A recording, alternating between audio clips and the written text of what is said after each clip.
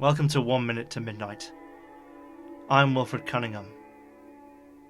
Hillary Clinton is the Democratic Party's nominee for the United States 2016 presidential election. Unlike her Republican opponent, Clinton has a great deal of experience in US politics. Her husband, Bill Clinton, was President of the United States for 8 years. Now, if elected, she will be the nation's first female president. Hillary Diane Rodham was born on the 29th of October 1947 in Chicago, and even though her name did not change to Clinton until marrying, I will refer to her here as Clinton. With her 2 younger brothers, she was born into a relatively wealthy family. However, her parents were themselves from modest backgrounds. Her father, Hugh Rodham, established a successful company that made drapes and window shades in the early 1940s, later setting up a fabric print company. In the year of his daughter's birth, he ran as an independent alderman for Chicago, but was not elected. He didn't enter politics again. However, Clinton attributes her father and mother's political discussions as influencing her interest in politics. In 1969, Clinton graduated with a Bachelor of Arts, with departmental honours in political science from Wellesley College, where she briefly held the position as president of the Young Republicans, an organisation for Republican Party members aged between 18 and 40.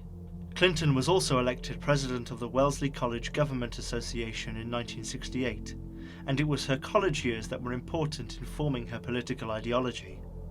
And I really, for the longest time as a young girl, thought, that my father's views were really the ones I wanted to follow. And then I got to Wellesley, and I began to meet many different kinds of people, and we continued to talk about what we cared about and what we thought the country should be like and the world should be like. And I just found myself really evolving, moving toward a different set of beliefs. In her last year, she had an article featured in Life magazine in which she wrote about protest being an attempt by the then young generation to forge an identity. Clinton then enrolled at Yale Law School, where she quickly distinguished herself and was awarded a grant to work at Marion Wright Edelman's Washington Research Project, where she was then assigned to Senator Walter Mondale's Subcommittee on Migratory Labor. Political advisor and later lobbyist Ann Wexler gave Clinton her first job in politics when she recruited Clinton to work on the 1970 campaign of Connecticut U.S. Senate candidate Joseph Duffy, an important step for Clinton, although perhaps not as important as meeting Bill Clinton in 1971. Together, they campaigned for 1972 Democratic presidential candidate George McGovern in Texas. In her own autobiography, Clinton frames the subsequent years as an important crossroads. She had the choice of pursuing a political career in Washington, D.C., where she had been building a reputation, or going with Bill Clinton to Arkansas, where he was running for a seat in the House of Representatives. After failing the bar exam in Washington, D.C., but passing it in Arkansas, Clinton decided to go to Arkansas, and Bill and Hillary Clinton married in 1975. She retained use of her maiden name, Rodham, in most situations, until the early 1980s. While Bill Clinton failed in his 1974 bid to become an Arkansas congressman, he did become the Attorney General of Arkansas on the 3rd of January 1977, and maintained that position for 2 years, before becoming the 40th governor of Arkansas for a further 2 years. Meanwhile, Hillary Clinton pursued her own political career, chairing the board of the Legal Services Corporation, having been placed there by then US President Jimmy Carter. Bill Clinton lost the Arkansas governorship in the November 1980 elections, leaving office in January the following year. His efforts to be re-elected reportedly prompted Clinton to change her given name from Hillary Rodham to Hillary Rodham Clinton, to perhaps appear less ambitious and more traditional.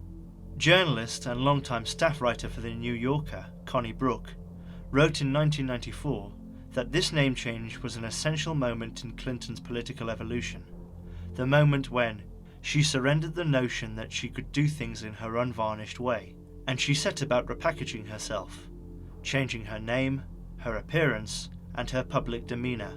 During her husband's tenure as governor of Arkansas, Clinton carried on with political activities and took directorial positions on the boards of big companies such as Walmart and Lafarge.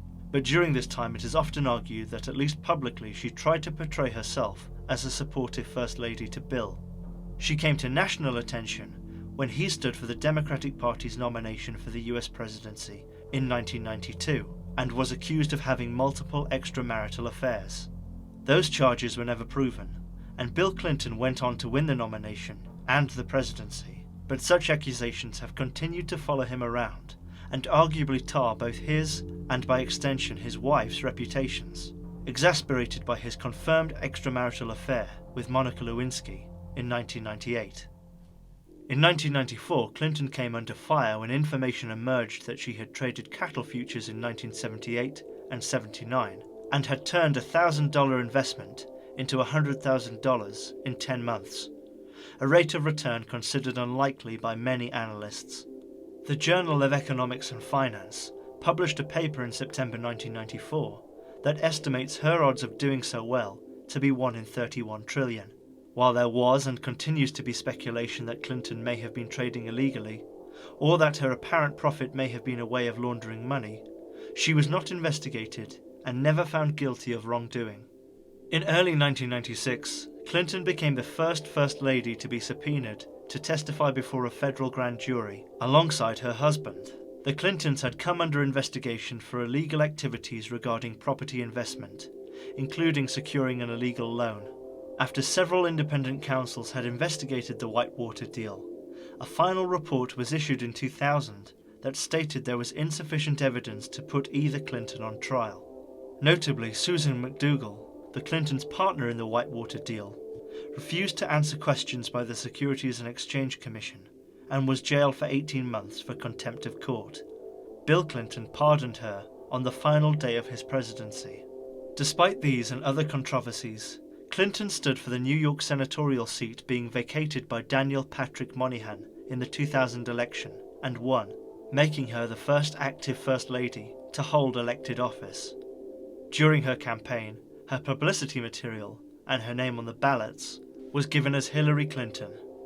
She was the senator for New York from the 3rd of January 2001 until the 21st of January 2009, and as senator she voted for the Iraq War resolution, a decision she later admitted regretting, for the Patriot Act, twice against the federal marriage amendment that sought to prohibit same-sex marriage. She voted in favor of labeling the Iranian military's religious wing as a foreign terrorist organization, and towards the end of her second term, campaigned to become the Democrat Party's nominee for the 2008 presidential elections, eventually losing out to Barack Obama. On the 21st of January 2009, Obama appointed Clinton his Secretary of State. Her 4-year tenure began with her strengthening relations with Russia and overseeing a US military surge in Afghanistan. She went on to try and boost opinion of the US in Pakistan and increased sanctions and diplomatic pressure on Iran, and the US provision of aid to factions in Syria opposed to Bashar al-Assad's regime. On the 11th of September 2012, the US diplomatic mission in Benghazi, Libya, was attacked, and the US ambassador and 3 other Americans were killed.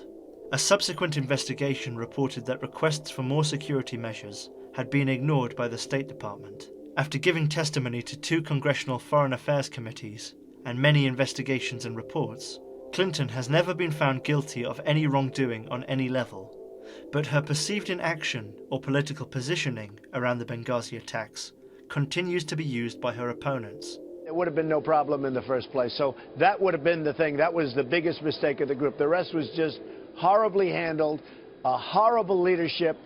She's a horrible leader. Clinton left the Secretary of State position on the 1st of February 2013, voluntarily. In March 2015, it was revealed by the State Department's Inspector General that Clinton had used personal email accounts on a privately maintained server when sending emails in capacity as Secretary of State. A subsequent FBI investigation found that Clinton had not broken the law, but a statement by FBI Director James Comey called the private email use extremely careless. Whilst arguably small in comparison to other controversies she's endured, the email controversy is fresh ammunition for her opponents. Now the Democrat nominee for the 2016 presidential elections, the email controversy, Benghazi, and recent revelations that officials at the Democrat National Committee, which is meant to be neutral on its choice of party candidate, favoured Clinton and worked against her party rival Bernie Sanders, threatened to divide her party, although perhaps any in-party division Clinton does cause won't be comparable to the party rift created by Donald Trump. So, until next time, goodbye, and try to remain calm.